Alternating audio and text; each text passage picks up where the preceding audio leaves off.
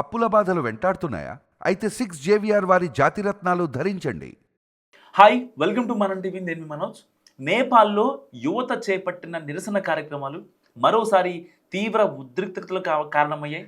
రాజధానిలో గతంలో పలుమార్లు నిరసనలు జరిగినప్పటికీ ఈసారి పూర్తి భిన్నమైనవి, పైగా హింసాత్మకమైనవి కూడా. సో నేపాల్ హింసలో ఏకంగా 19 మంది మృతి చెందారు. ఇప్పటి వరకు 250 మందికి పైగా గాయపడ్డారు. మృతుల సంఖ్య మరింత పెరిగే అవకాశం ఉంది. సో అక్కడ అధికారులు చెప్తున్న పరిస్థితి.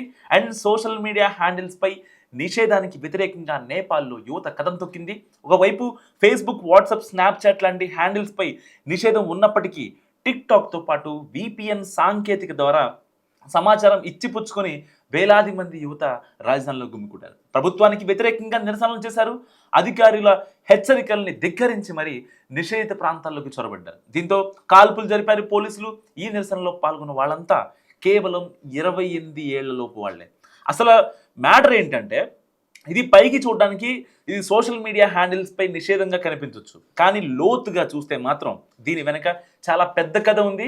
జాతీయ ప్రయోజనాల దృష్ట్యా అనేక సోషల్ మీడియా ప్లాట్ఫామ్లను బ్లాక్ చేస్తామని సెప్టెంబర్ 4న అక్కడ నేపాల్ ప్రభుత్వం ప్రకటన చేసింది. సో ఆ ప్రకటన వెనక ఉన్న స్పష్టమైన రాజకీయ కారణాలు చాలా ఉన్నాయి. నేపాల్లో కొన్ని రోజులుగా ప్రభుత్వానికి వ్యతిరేకంగా కొన్ని పోస్టులు వైరల్ అవుతూ వచ్చాయి. సో వీటిలో ముఖ్యమైనది రాజకీయ నాయకుల వారసుల పోస్టులు. సో పొలిటికల్ నెపోకిట్స్ అంశం నేపాల్లో వైరల్గా మారింది. సో కొంతమంది రాజకీయ నేతల పిల్లలు విలాసవంతమైన జీవితాన్ని గడుపుతున్న ఫోటోలు సోషల్ మీడియాలో తెగ వైరల్ అవుతున్నాయి. సో కేవలం పొలిటికల్ నెపోకిట్స్ వ్యవహారాలు మాత్రమే కాదు, ప్రభుత్వానికి సంబంధించి అవినీతిగా చెప్పే కొన్ని ఒప్పందాలు కూడా వైరల్ అయ్యాయి. 2017లో ప్రభుత్వ రంగ సంస్థ నేపాల్ ఎయిర్వేస్ 2 విమానాలని కొనుగోలు చేసిన ఒప్పందం వెనుక పెద్ద అవినీతి జరిగిందనే ప్రచారం సోషల్ మీడియాలో విస్తృతంగా కనిపించింది. ఇలా చెప్పుకుంటూ పోతే మరో 2-3 కీలకమైన అంశాలు కూడా కనిపిస్తాయి. సో వీటిలో మరో ముఖ్యమైన అంశం ఏంటంటే నేపాల్లో వ్యవసాయ రంగం. ఈ రంగాన్ని ప్రభుత్వం పట్టించుకోవడం మానేసిందంటూ సాక్ష్యాలతో సహా కొన్ని పోస్టులు దర్శనమిచ్చాయి. ఇక పన్ను చెల్లింపుదారులు డబ్బును ఇంకా రాజకీయ కుటుంబాలు వృధా చేస్తున్నాయంటూ రెడిట్తో పాటు పలు సామాజిక మాధ్యమాల్లో జోరుగా చర్చ సాగింది. సో దానికి లింక్గా పొలిటీషియన్స్ నెపో బేబీ నేపాల్ అనే హ్యాష్ట్యాగ్ విపరీతంగా వైరల్ అయింది. ఇవన్నీ ప్రభుత్వానికి ఆగ్రహం తెప్పించాయి. దీంతో ఏకంగా సోషల్ మీడియా హ్యాండిల్స్ పై నిషేధం విధించాలని ప్రభుత్వం నిర్ణయించింది. దీనికి అక్కడి ప్రభుత్వం కొన్ని లాజిక్స్ కూడా చెప్పడం మొదలెట్టింది. యాప్లు నేపాల్లో ఆదాయాన్ని పంచుకోవాలి, పన్ను చెల్లించాలి, మరియు జాతీయ ప్రయోజనాలు పరిరక్షించే నియమాలు పరిధికి లోబడి పనిచేయాలంటూ స్వయంగా ప్రధాని ప్రకటించడం నిరసనలకు మరింత ఆజ్యం పోసింది. ఇలా సోషల్ మీడియాపై నిషేధం వెనక చాలా పెద్ద కథ నడిచింది. దీనికి అక్కడి ప్రతిపక్షాలు ఆజ్యం పోసాయి. ఫలితంగా పెద్ద ఎత్తున యువత రాజధానిలో నిరసనకు దిగడం, హింసాత్మక ఘటనల్లో పలువురు మరణించడం జరిగాయి. దీంతో ఏకంగా నేపాల్ హోంమంత్రి తన పదవికి రాజీనామా కూడా చేయాల్సి వచ్చింది. మరో 2 రోజుల్లో నేపాల్లో రాజకీయాలు పూర్తి స్థాయిలో మారబోతున్నాయి. సోషల్ మీడియా ప్లాట్ఫామ్లపై నిషేధం, ప్రభుత్వంలో పేరుకుపోయిన అవినీతిపై జనరేషన్ జెడ్ పేరిట నేపాలీ యువజనులు గడిచిన 2 రోజులుగా ఉధృతంగా సాగిస్తున్న నిరసనలు ప్రధాని కేపీ ఓలీ, హోంమంత్రి రమేష్ లేఖకి రాజీనామాలకు దారితీసిన నేపథ్యంలో తదుపరి నేపాల్ ప్రధాని ఎవరన్న దానిపై జోరుగా ఊహాగానాలు సాగుతున్నాయి. సో ఈ సందర్భంగా కొన్ని పేర్లు ప్రముఖంగా బయట ప్రచారంలో ఉన్నాయి. రాజకీయ నేతలందరూ కూడా దొంగలే అంటూ పాటలు పాడే ర్యాపర్ తన రాజకీయ నేతగా మారడం విచిత్రం కాగా, కాఠ్మండు మెట్రోపాలియన్ నగర మేయర్గా ఉన్న బలెన్ షా యువజనుల జడ్ ఉద్యమంతో తదుపరి ప్రధానిగా ఎంపికయ్యే అవకాశాలు కనిపిస్తున్నాయి. సో దేశాన్ని రక్షించే వారంతా అవివేకులు, నాయకులందరూ కూడా దొంగలే, దేశాన్ని లూటీ చేస్తూ అందని కాడికి తినేస్తున్నారంటూ ఒక పాటలు అంటే ఆ తీవ్ర పదజాలంతో విమర్శించిన బాలెన్ షా నగర మేయర్గా నిరసనకారులకు మంగళవారం తన ఫేస్బుక్ ద్వారా ఒక శాంతి సందేశాన్ని అందజేశారు. సో వాస్తవం చూసుకుంటే ప్రధాని పదవి నుంచి తప్పించుకున్నందున నిరసనకారులు ఇకపై ప్రాణ ఆస్తి నష్టం జరగకుండా చూడాలని కూడా ఆయన పిలుపునిచ్చారు. సో అందరం సంయమనం పాటించాల్సిన అవసరం ఉందని, ఆ దేశాన్ని ముందుకు నడపాల్సింది మీ తరమేనంటూ ఆయన కోరారు. ఒక శాంతి సందేశాన్ని కూడా ఆయన ఇచ్చిన పరిస్థితి. సో 33 ఏళ్ల షా 2022లో జరిగిన మేయర్ ఎన్నికల ప్రచారంలో ఇంకా బ్లాక్ బ్లేజర్స్ కావచ్చు, జీన్స్ కావచ్చు, ఇంకా కూలింగ్ గ్లాసెస్ కావచ్చు, భుజాలపై నేపాలీ జెండా ధరించి నేపాలీ యువతకు ప్రధానిగా గెలిచి నిలిచారు. సో సాంప్రదాయ రాజకీయ నేతలతో విసిగిపోయిన నేపాలీ ప్రజలకు బలెన్ షా ఆయన కనపడ్డారు. సో తాజా ఉద్యమంతో షా పేరు ప్రధాని రేసులో ప్రముఖంగా వినపడుతుంది. ప్రస్తుత ఉద్యమానికి సారథ్యం వహించిన హక్కుల కార్యకర్త షమీన్ నేపాల్ అనే ఎన్జిఓకి అధ్యక్షుడిగా ఉన్నారు.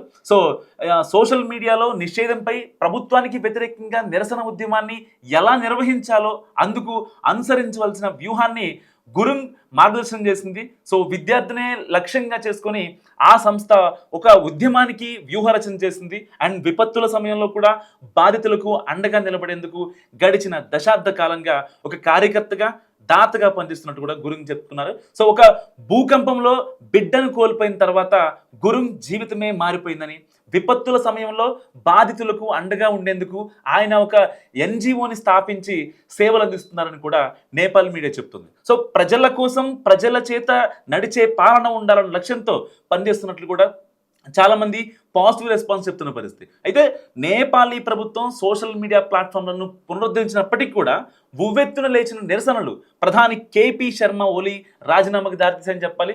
ఒక రకంగా అక్కడ సోషల్ మీడియా హ్యాండిల్స్ని కంట్రోల్ చేయకుండా ఉంటే ఇంత ఉద్రిక్త పరిస్థితులు ఏర్పడేవి కావు. అండ్ 2024 జూలైలో ప్రధానిగా బాధ్యతలు చేపట్టిన 73 ఏళ్ల ఓలీ తన 22వ ఏట చదువు మధ్యలోనే వదిలేసి చిన్న వయసులోనే రాజకీయాలు అడుగుపెట్టారు. సో ఆయన నాయకత్వంలోని కమ్యూనిస్ట్ పార్టీ ఆఫ్ నేపాల్ 2018లో యూనిఫైడ్ మార్క్సిస్ట్ లెనినిస్ట్తో కలిసి ఎన్నికల్లో పోటీ చేసి 3/2 వంతుల మెజార్టీని సంపాదించుకుంది. అనంతరం రెండు పార్టీల విలీనమైన ఓలీ ప్రచండ నాయకత్వాన్ని పంచుకున్నారు.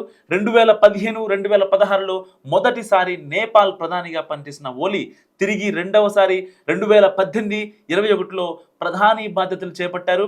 అయితే 2022 ఎన్నికలతో ఓలీకి చెందిన సిపిఎన్ యుఎంఎల్ రెండవ స్థానానికి పడిపోగా నేపాలీ కాంగ్రెస్ మొదటి స్థానంలో నిలిచింది. ప్రచండకు చెందిన మావోయిస్ట్ సెంటర్ 3వ స్థానంలో ఉంది. అయితే అనూహ్యంగా ప్రచండ ఓలీ చేతులు కలపడంతో ప్రచండ ప్రధానిగా ప్రభుత్వం ఏర్పడింది. అనంతరం గత ఏడాది ఓలీ 3వసారి బాధ్యతలు చేపట్టారు. సో ఓవరాల్గా చూసుకుంటే నిజంగా అక్కడ కేవలం సోషల్ మీడియా హ్యాండిల్స్ని పక్కన పెట్టడం కాదు, అక్కడ ఏదైతే అధికారంలో ఉన్న ప్రభుత్వం చేసిన అక్రమాలు అరాచకాలు మరోసారి బయటపడకుండా సో సోషల్ మీడియాలో ఆ ఫొటోస్ ఎవరైతే రిచ్ కిడ్స్ పిల్లలు ఉన్నాయో, రాజకీయ నాయకులు కావచ్చు, బిజినెస్ మ్యాగ్నెట్స్ కావచ్చు, ప్రభుత్వం ట్యాక్స్ పేయర్స్ ఇచ్చిన డబ్బులతో వీళ్ళంతా జల్సాలు చేసిన పిక్స్ ఏవైతే ఉన్నాయో అవన్నీ సోషల్ మీడియాలో హ్యాండిల్స్లో వైరల్గా మారడం వల్లే ఇప్పుడు అక్కడ పెద్ద ఎత్తున యువత బయటకు వచ్చి ఆందోళన చేసిన పరిస్థితి. ఒక రకంగా అంటే వీళ్ళు అక్రమాలు అరాచకాలు చేస్తున్నారని ఒక రకంగా అంటే అక్కడున్న నేపాలీ ప్రజలకు సగటు మానవాళికి చెప్పే ప్రయత్నం చేస్తున్న యువతపై పోలీసులు లాఠీచార్జ్ కావచ్చు, లేకపోతే వాళ్ళు అతి దారుణంగా అక్కడ జరిగిన కొన్ని ఘటనల్లో వాళ్ళు చనిపోవడం నిజంగా బాధాకరం. సో చాలామంది తల్లులు బాధపడుతున్న పరిస్థితి. మరి అంటే అక్కడ అన్యాయం జరుగుతున్నప్పటికీ వీళ్ళు బయటకు తెచ్చే ప్రయత్నం చేసినా సరే కేవలం ఒక సోషల్ మీడియా హ్యాండిల్స్ని బ్యాన్ చేయాలి. వాళ్ళు ఆ సోషల్ మీడియా హ్యాండిల్స్ ఏవైతే ఉన్నాయో అవన్నీ కూడా మన దేశంలో ఉండటం వల్ల చాలా ఇబ్బందికర పరిస్థితి. యువత రేపొద్దున పెడదారిన పడతారు అని ఒక బూచీగా చూపిస్తూ అక్కడ ప్రభుత్వం తీసుకున్న నిర్ణయం ఇవాళ దాదాపుగా 20 మందికి మరణానికి కారణమైంది.